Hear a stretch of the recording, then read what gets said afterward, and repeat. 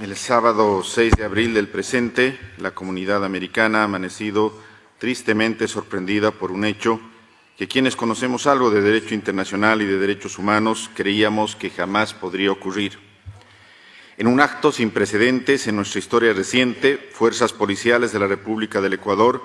allanaron violentamente la residencia de la Embajada de los Estados Unidos mexicanos en la ciudad de Quito. Policías fuertemente armados y encapuchados, sin ninguna orden ni facultad legal, ni aviso previo, traspasaron bardas, ingresaron al interior de la residencia mexicana y extrajeron por la fuerza y con gran brutalidad al ex vicepresidente del Ecuador, Jorge Glas Espinel, reduciendo y lastimando violentamente a funcionarios diplomáticos mexicanos, como acabamos de ver, señor presidente, en los videos que ha mostrado la República de Colombia. Particularmente golpearon inhumanamente y redujeron por la fuerza al encargado de negocios mexicano, ministro Roberto Canseco Martínez, primero al interior del domicilio y posteriormente en plena vía pública. Dicho acto no tiene precedentes en el derecho internacional de los derechos humanos. Nunca en la historia del derecho internacional se había cometido un atropello de esta magnitud por parte de fuerzas regulares de un gobierno constitucional que reivindicó y justificó públicamente este atropello, reconociendo que la determinación fue asumida por el presidente Daniel Noboa Sin, como lo hemos escuchado todos aquí el día de ayer.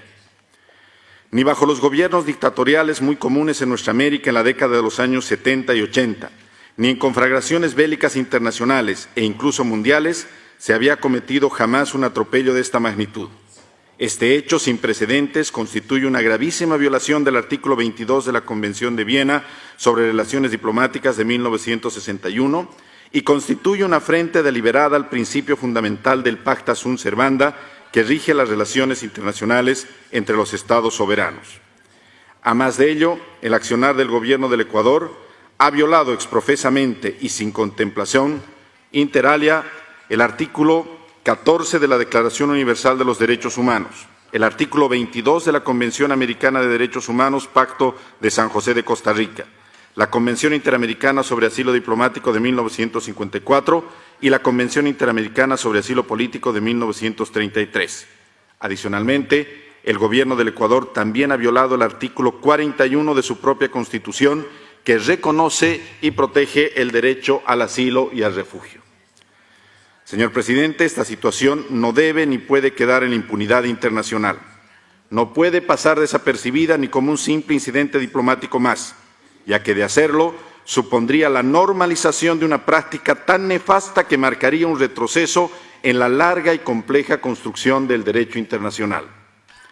El derecho de asilo es quizá una de las expresiones más importantes del avance que ha tenido el derecho internacional de los derechos humanos en el último siglo.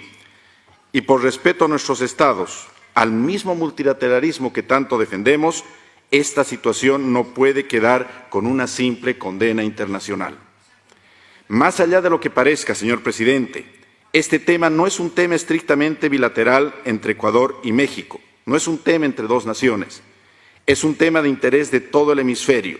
y lo demuestra el simple hecho de que la totalidad de los países del hemisferio se hayan pronunciado a las horas de haber ocurrido los acontecimientos en pleno fin de semana, y así debemos entenderlos si queremos servir bien a nuestras naciones y desarrollar el derecho internacional. Señor presidente, la explicación que ha dado el Gobierno del Ecuador en sentido de que el señor Jorge Glas Espinel tendría una o dos sentencias condenatorias penales no le da derecho en ninguna circunstancia a adoptar la decisión de tomar la justicia en sus propias manos. En todo caso, tenía a su disposición los mecanismos jurídicos y jurisdiccionales, bilaterales y multilaterales, para hacer valer su supuesto derecho a que el señor Glas le sea entregado. El Gobierno del Ecuador, en otra argumentación de lo ocurrido, ha manifestado que la vulneración a la inviolabilidad de la Embajada de México en Quito tendría que ver con la lucha contra el crimen organizado, lo que denominan un conflicto armado no internacional. Lucha en la que, por supuesto, cuentan con el respaldo del Estado Plurinacional de Bolivia y de toda la comunidad americana. Sin embargo, este argumento no es correcto ni leal a la verdad, ya que el ex vicepresidente no estaba ni está acusado, ni procesado, ni sentenciado por ninguna situación vinculada con la seguridad interna del Ecuador, narcotráfico o organizaciones criminales armadas o subversivas. Desde que fue autoridad, han habido 3 presidentes en la República del Ecuador Y finalmente, no es menos importante hacer notar que el señor Glass Espinel fue 2 veces vicepresidente de esta nación hermana. Finalmente, y de acuerdo a la explicación que hemos escuchado el día de ayer, el atropello se habría cometido como punto final de una larga cadena de acontecimientos, dentro de los cuales el Ecuador, actuando en represalia contra México, después de que,